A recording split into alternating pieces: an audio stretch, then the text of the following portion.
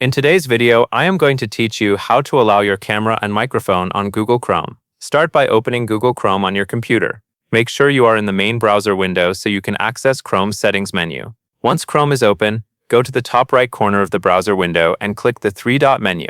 This opens the main Chrome menu where you will find several browser options. From that list, click Settings. When the Settings page opens, look to the left-hand menu and click Privacy and Security. This section is where Chrome lets you manage how websites interact with your browser and your device. Next, click Site Settings. Inside Site Settings, Chrome groups permissions by type, so you can control what websites are allowed to use. Scroll down until you reach the Permissions section, then click Camera.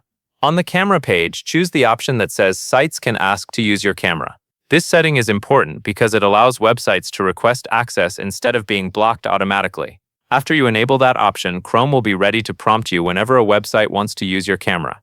If you also need microphone access, you can return to the Permissions section in Site Settings and review the microphone setting there in the same general area. If a site still does not work, refreshing the page after updating your settings can help Chrome apply the permission change. That covers everything you need to know.